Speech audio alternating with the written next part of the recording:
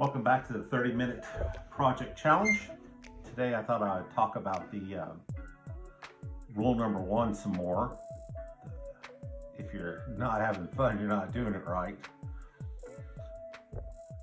One of the things I had to really adopt was learning to love the process. Let me tell you a story about at work. There was this woman, I'm not going to give her real name, but let's just call her Jenny. And she was surly as could be.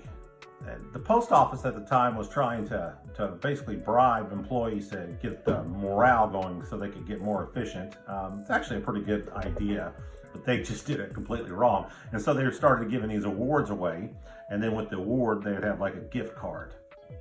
And they were, I think they were supposed to like give it to people that maybe were troubled employees, but maybe try to catch them doing something right. But what they really did was just handing them out to all the nastiest, angry people at the post office.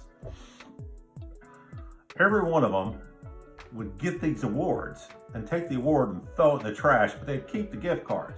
But Penny, well, she was a woman of conviction and principle, and so she'd get the award and she threw it in the trash and threw the gift card in the trash. And I always thought that was pretty funny. And but you could tell that her idea was that she was just going to bitterly go through work for the rest of her life, and that one day when she would retire, then her life would be good.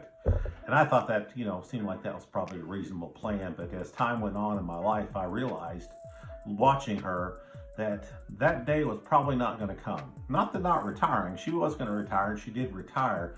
But it seemed obvious to me at some point that if you're going to be that bitter, that day is never coming. And so when she retired, I bet you she was still just as miserable.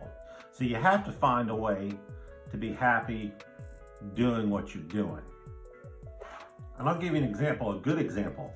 My girlfriend, Bonnie, she is so fit. She's like grizzled arms. And you can tell that she's not going to the gym and going to the hot yoga and all that stuff so to reach some goal, some fitness goal. She actually likes doing it. And I had some friends, JD, I don't know if he ever watches these, but he's the same way, just as fit as can be, and he lives life, and he's not trying to get some, dysmorphic, body building stuff. He just goes to the gym, eats right, works out, does well, and he really likes doing that. And I was feeling really bad myself health-wise, and people kept encouraging me to go to the gym and stuff.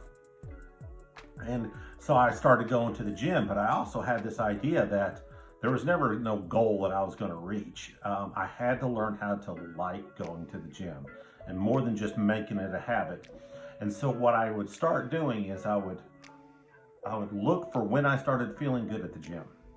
So like, and this will happen. You can try it. You can go to the gym, and after, about 20, 30 minutes, if you're paying attention to yourself, you'll get like an endorphin rush and you'll feel better. And you're like, wow, this is really helpful. I feel good.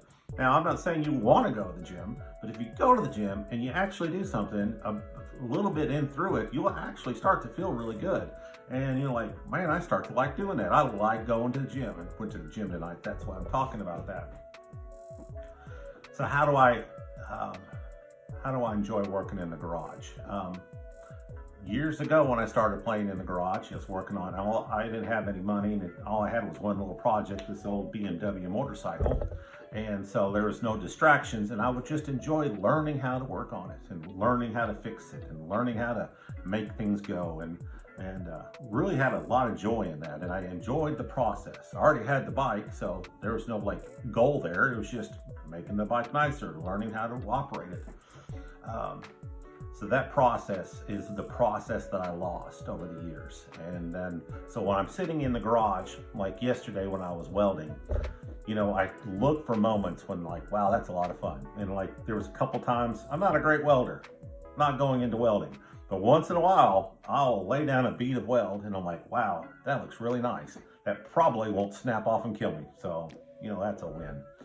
So, and the other thing is that whole, not getting distracted and, but not beating myself up. And that's where I came up with that 30-minute challenge, is that, so I'm getting off here, the garage is warming up because it's cold as heck out there.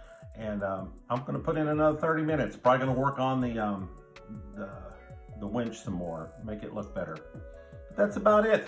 Thanks for listening.